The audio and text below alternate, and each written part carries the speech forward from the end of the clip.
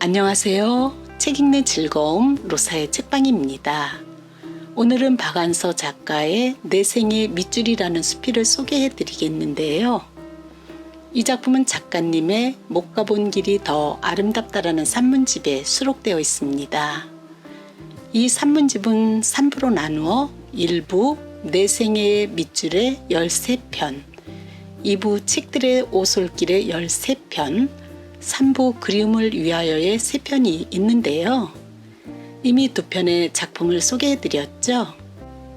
밑줄을 치다라고 하면 우리는 주로 책을 떠올리고 누구나 책을 읽으며 기억하고 싶거나 감동적인 부분에 밑줄을 쳤던 경험이 있을 텐데요. 저는 이 작품을 읽으면서 처음 제 생애의 밑줄을 생각해 보았어요. 여러분들도 자신의 생애의 밑줄은 어느 때였을까? 지난 시간을 돌아보면서 이 작품을 감상해 보면 어떨까요? 그럼 작품 속으로 떠나보겠습니다.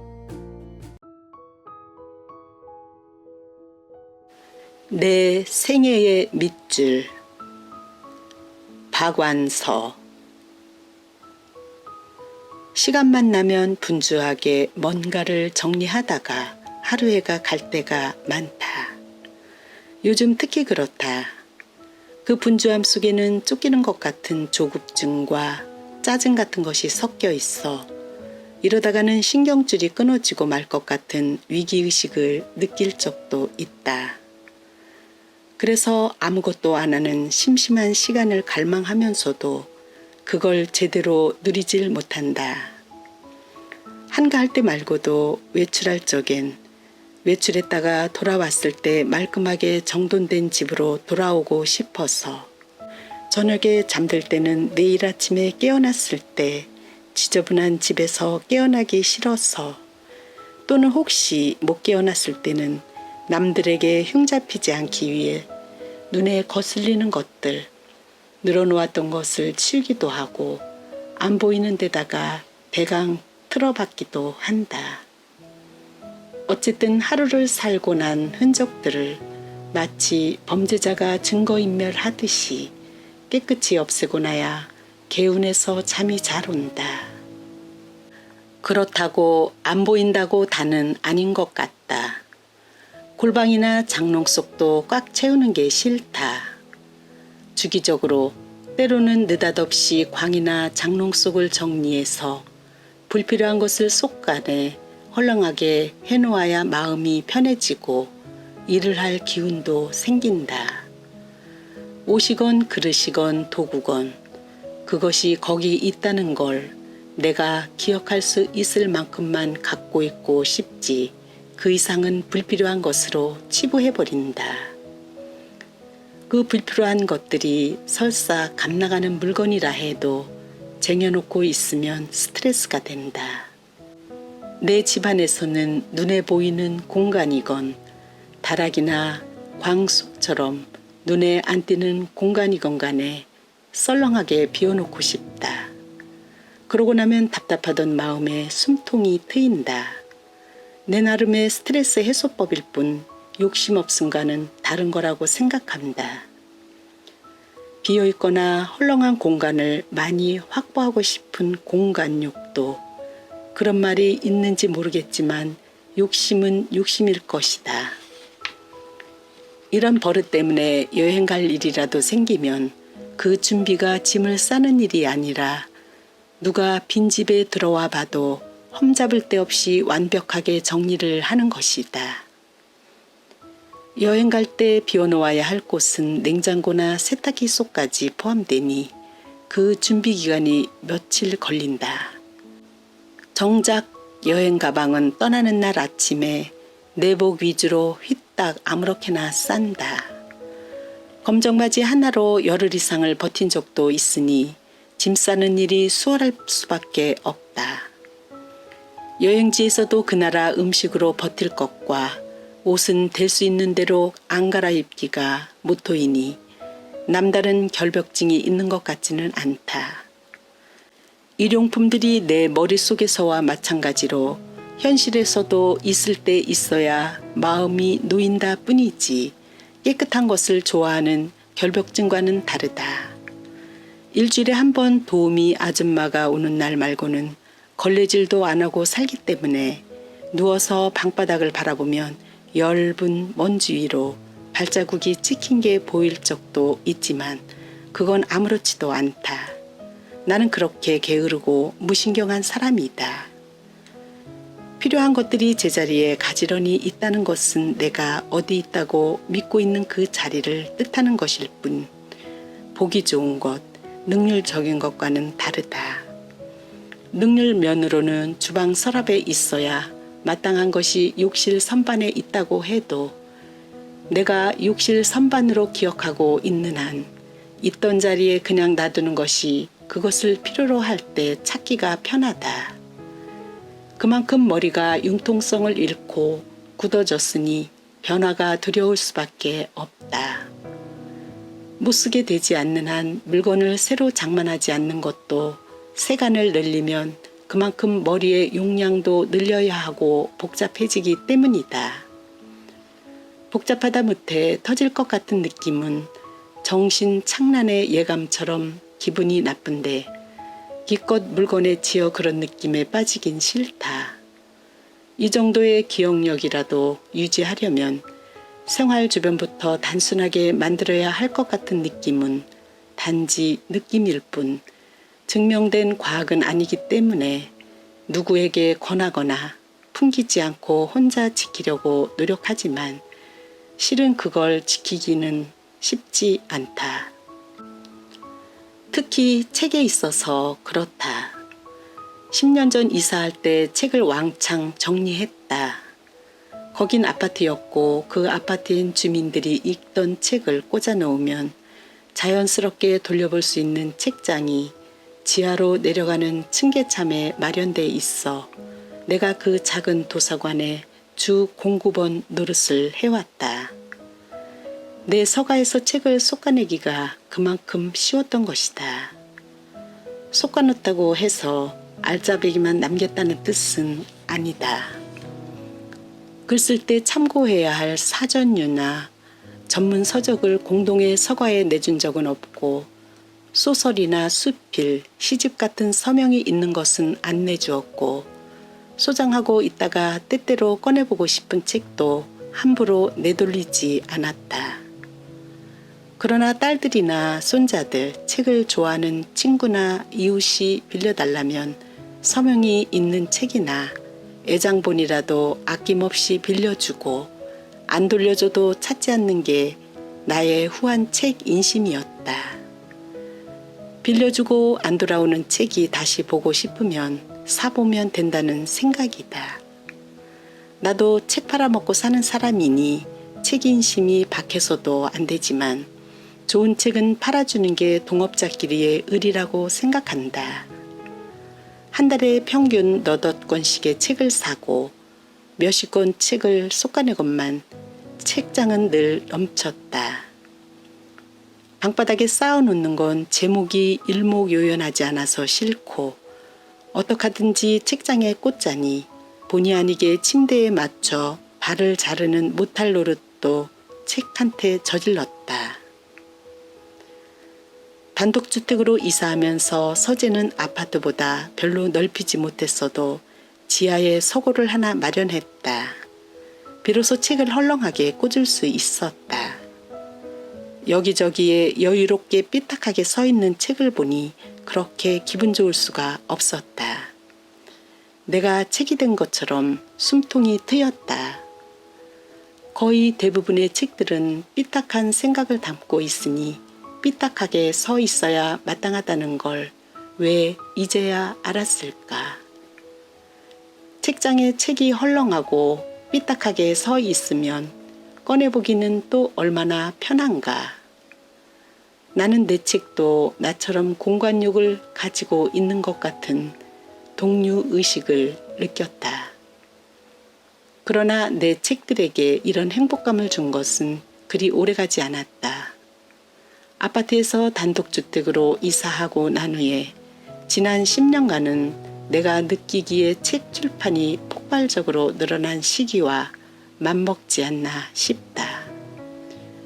신인들도 등단한 지 얼마 안 돼 책을 내고 원로들의 전집 출판도 늘어나 기증본 사인본만 해도 주체할 수 없게 되었다. 다시 서가와 서고가 빈틈없이 되었고 여기저기 쌓아놓을 수밖에 없는 지경에까지 이르렀다. 자연히 내가 책을 솎아내는 방법도 다양해졌다. 겹치는 책을 우선적으로 솎아내는데 오래된 책보다는 근래에 나온 책을 남겨놓게 된다. 오래된 책은 새로 쓰기거나 활자가 작기 때문에 내보내는 것이니 솎아낸다기보다는 물갈이라고 하는 게 맞을지도 모르겠다. 읽기 위주이지 소장 위주가 아니다. 옛날 책을 오래 소장하고 있으면 그 중에는 희귀본도 있을 법하지만 내가 갖고 있는 옛날 책은 거의 다 일본 책이고 그 정도의 일본 책은 일본 고 서점가에 세고 센 걸 봤다. 그렇다고 겹치는 책 중에서 무조건 근래에 접하는 것만을 선호하는 건 아니다. 제목만 보고도 처음 읽었을 때의 행복감이나 감동이 젊은 날 그랬던 것처럼 가슴을 설레게 하는 책은 못 버린다. 책으로 젊은 피를 수혈할 수도 있다고 믿는 한 나는 늙지 않을 것이다. 나로서는 책을 대접하는데 최선을 다한다고 믿고 있지만 워낙 쏟아져 나오는 출판물의 양이 많다 보니 단지 서가를 헐렁하게 유지하는 것만도 이렇게 힘에 부쳐서야 절로 한탄을 하게 된다. 그럴 때는 나도 모르게 책에 대한 대접이 난폭해져서 동업자들한테 미안해 할 적이 많다. 나에게는 책 자체를 끔찍하게 애지중지하던 할아버지의 피와 할아버지가 돌아가신 후 며느리들과 함께 당신들이 읽던 언문책만 빼고는 할아버지의 한적을 모조리 물에 불려 먹물을 빼고 절구에 찧어 가볍고 튼튼한 커다란 함지박을 만들면서 희희낙낙하던 할머니의 피가 같이 섞여 있는 것이다. 참고로 말하자면 그건 그때 우리 집안 여인들이 특별히 난폭하거나 독창적이어서 책으로 그릇을 만들 생각은 한 것은 아니고 일제가 농촌의 녹그릇을 모조리 빼앗아가 그릇이 귀해졌을 때 한지를 불려서 물개 순풀과 함께 찧어서 그릇을 만드는 게 우리 고장에서 크게 유행했었다. 그렇게 만든 그릇은 가볍고 단단해서 마른 곡식을 저장하는 데 유용했다. 치자물을 들이고 콩기름을 발라 서로 아름다움을 다투기도 했다. 다들 작은 그릇밖에 못 만들었는데 우리 집은 한서가 많아 큰 함지박을 만들 수 있는 걸 할머니는 몹시 흐뭇해 하셨다. 책을 귀하게 여기는 마음과 지겨워하는 마음이 같이 있는 것은 옛날에 비해 책이 흔해지고 내 안목으로는 잘 분간이 안 되는 허접한 책, 겹치기 책이 많아졌다는 것하고도 관계가 있겠지만 피는 못 속인다는 생각도 든다. 그래도 내 서가가 자식들과 손자들이 즐겨 찾는 가족 공용의 도서관 구실을 하고 또 책들을 보낼 수 있는 곳도 몇 군데 정해놓고 있어서 서가에서 책이 질식하는 걸 막아주고 있다. 바쁜 사람의 휴식을 흔히 충전한다고 말한다. 휴식은 어디까지나 일을 위해 있다는 소리이다. 그러나 요즘에 나를 바라볼 때 아무것도 안 하는 동안에 달콤한 충족감을 즐기기 위해 일을 하는 것 같다. 일로 충전을 안 하면 휴식은 심심하고 무료한 시간밖에 안 될 테니까. 생활을 단순화해서 주변의 빈자리를 많이 확보하고 싶은 공간욕도 그런 정신 상태와 무관하지 않을 것이다. 일전에는 신축한 우리 본당 도서실에 보낼 책을 추릴 때였다. 거기도 도서실이라기보다는 휴게실 한쪽 벽면에 누구든 마음대로 꺼내볼 수 있게 마련된 서가이다. 그래도 성당이라는 걸 감안해 아이들과 엄마가 같이 볼 수 있는 동화나 교양서적, 종교적인 명상집을 우선적으로 고르게 된다. 일본의 카톨릭 작가 엔도 슈사쿠의 책을 여러 권 갖고 있어서 그 중에서 번역본인 사해 부근에서를 시집 보내는 책에 포함시키기로 했다. 90년대에 출간된 책으로 옴기니는 작고한 작가 이석봉으로 돼 있었다. 내용은 잘 생각이 안 나지만 책 중간에 접힌 자국이 삐죽이 나와 있어 이상하게 여기고 펼쳐보게 되었다. 접힌 페이지에는 연필로 밑줄까지 쳐 있어 처음엔 이건 내 책이 아니라고 생각했다. 나는 버릇이 읽던 페이지에는 반드시 표시가 될 만한 걸 끼워놓지 접지 않을 뿐 아니라 읽다가 기억해두고 싶은 좋은 문장을 발견했다고 해도 밑줄이라는 걸 쳐본 적은 절대로라고 해도 좋을 만큼 없었기 때문이다. 나는 남이 해놓은 것처럼 호기심 반 경멸하는 마음 반으로 밑줄 친 부분을 읽어가면서 그 밑줄은 내가 친 게 틀림없다는 걸 인정 안 할 수가 없었다. 책 내용이 생각났을 뿐 아니라 그때 내 마음 상태까지 어제 일처럼 선명하고 고통스럽게 떠올랐기 때문이다.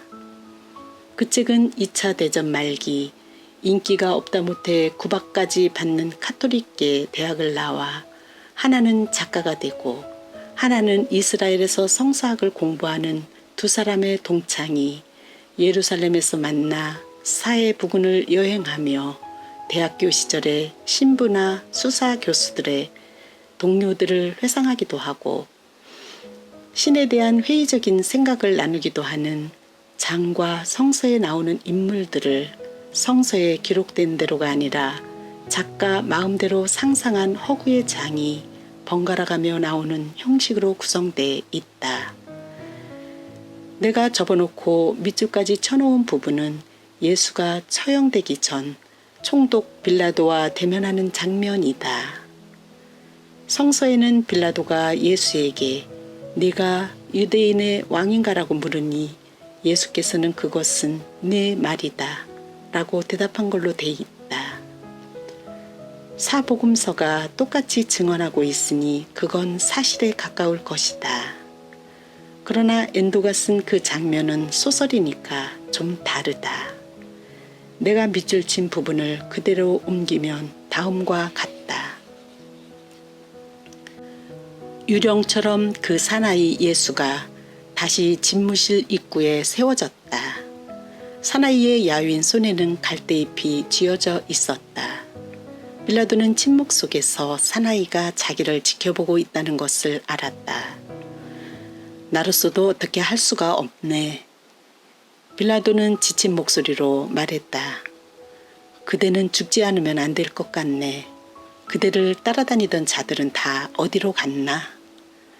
사나이는 계속 빌라도를 바라보기만 했다. 민중이란 그런 거지. 그런데 왜 돌아왔나? 왜 나를 말려들게 하나?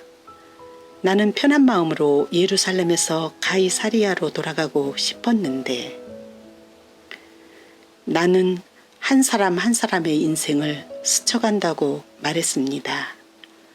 그렇다면 내 인생도 스쳐갈 셈인가? 그렇습니다. 그리고 내 인생에도 그대의 흔적을 남길 셈인가? 세이아누스의 저택에서 마룻바닥을 닦고 있는 꿈속의 어머니, 그것이 또 망상처럼 떠올랐다.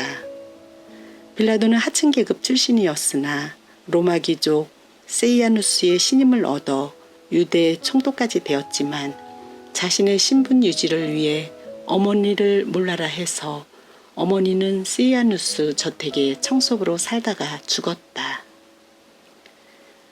나는 그대를 잊을 걸세. 그는 사나이에게가 아니라 마음속에 떠오른 어머니의 얼굴을 향해 그렇게 말했다. 사나이의 몸이 조금 움직였다. 그리고 나직하지만 강한 확신이 담긴 목소리로 말했다. 당신은 잊을 수 없을 겁니다. 내가 한번 그 인생을 스쳐가면 그 사람은 나를 잊지 못하게 됩니다. 왜지? 내가 그 사람을 언제까지나 사랑하기 때문입니다. 빌라도는 놀라서 얼굴을 들었다. 그때 창밖에서는 바라바를 살리고 예수를 죽이라는 군중의 고함 소리가 합창처럼 들려왔다. 위에 인용한 글이 밑줄 친 문장의 전문이다. 연필로 친 밑줄은 희미한데 스쳐간 데에만 몇 겹이나 진하게 덧칠이 돼 있다. 그 밑줄 때문에 그날 그 책을 기증하는 책에서 제외시켜 간직하고 있다. 독자가 책에 밑줄을 긋는 것은 그게 명문이기 때문이 아니라 읽을 당시의 마음 상태에 와 닿기 때문일 것이다. 바로 그 점 때문에 밑줄 긋는 일을 기피했다면 그것도 일종의 허영심이었을 것이다. 우리가 여학교 다닐 때는 책이 귀할 때여서 그때 읽은 대부분의 책은 빌려보았다. 달콤한 연애 소설은 순번을 정하고 돌려볼 정도로 인기가 있었다. 남들이 보던 책이니까 특히 세계 명작으로 알려진 책에서는 밑줄이 그어진 문장을 발견하는 수가 드물지 않았다. 남의 밑줄을 보는 게 당시 건방기 많은 소녀에게는 은밀한 쾌감이 되지 않았나 싶다. 겨우 요 정도의 문장이 뭐가 좋다고 밑줄씩이나 유치하긴 하는 우월감까지 먼저 읽은 동무들에게 느꼈을 것 같다. 그런 나는 얼마나 겁쟁이인가. 남이 나를 그렇게 경멸할지도 모른다는 생각 때문에 밑줄 같은 건 절대로 안 칠 것 따위나 신조로 삼았으니 밑줄 친 그 책의 출판 연도를 보면서 역시나 하고 내 생애에서 가장 힘들었던 시기를 떠올렸다. 심한 불면증과 곧 죽을 것 같기도 하고 죽고 싶기도 한 고통과 그걸 아무도 눈치채게 해서는 안 된다는 잘난 척 때문에 심신이 마모돼갈 때였다. 그래도 그때가 가장 살고 싶어한 때가 아니었나 싶기도 하다. 그때 열심히 매달린 게 하느님이었으니까. 그 전에 갖게 된 신앙 때문에 그런 극한 상황에 매달릴 때가 있다는 게 그나마 다행이었으나 아무리 매달려도 잡히지 않는 게 하느님이었다. 이 고통이 무슨 뜻이냐고 피토하게 외쳐도 대답 없는 게 신이었다. 그런 막다른 골목에서 그 문장을 만난 것이다. 그건 아마도 작가가 심혈을 기울여 심오한 뜻을 담아낸 명문어사여서가 아니라 건부락지라도 잡고 싶은 내 절박한 심정과 맞아 떨어졌기 때문일 것이다. 그 밑줄 친 문장이 당장 고통을 벗어나게 해주었다는 얘기는 아니다. 지금 나는 보통 노인과 다름없이 내 건강이나 우선적으로 챙기며 내 속으로 낳은 자식들과 그들이 짝을 만나 새롭게 만든 가족들의 기쁜 일을 반기고 어려움을 나누며 정상적으로 평범하게 살고 있다. 이렇게 되기까지 소리 없이 나를 스쳐간 건 시간이었다.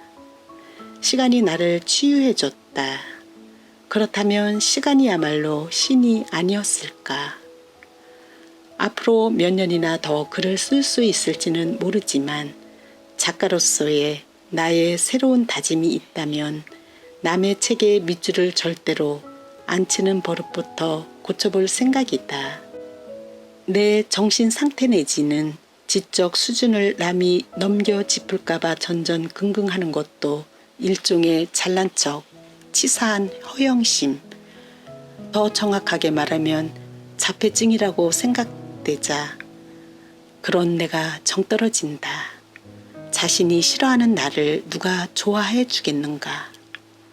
나를 스쳐간 시간 속에 치유의 효능도 있었던 것은 많은 사람들의 사랑이 있었기 때문일 것이다. 신이 나를 솎아낼 때까지는 이승에서 사랑받고 싶고 필요한 사람이고 싶고 좋은 글도 쓰고 싶으니 계속해서 정신의 탄력만은 유지하고 싶다. 그나저나 시간은 왜 이렇게 빨리 가지? 고통의 기억뿐 아니라 기쁨의 기억까지 신속하게 지우면서 나 좀 살려줘 비명을 지르며 뛰어내리고 싶게 시간은 잘도 가는구나.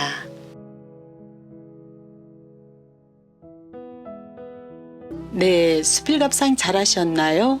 작가님은 생활 속에서 즉 장롱이나 서고와 서재를 수시로 정리하신다고 하죠. 그리고 책을 기증하려고 쏟아내는 과정에서 사해 부근에서라는 책에 작가님이 밑줄 친 걸 발견하고 그 내용을 인용해 주셨어요. 그리고 그때 절박했던 상황과 고통에서 책에서 위안을 받았다고 합니다. 저도 나이를 들어감에 따라 주변 정리와 좀 더 단조롭게 살아야 한다고 하면서 정리를 잘못해서 그런지 더 복잡해지고 살림살이가 늘어나는 걸 볼 수 있는데 분발해야겠어요. 그리고 이 작품을 읽으면서 정말 내 생애에 밑줄 친 부분은 어느 때였을까? 여운을 가지며 많은 묵상의 시간을 가졌습니다. 이상 로사의 이야기였습니다. 로사의 책방에 오신 여러분 늘 건강하시고 평화로운 시간 되세요.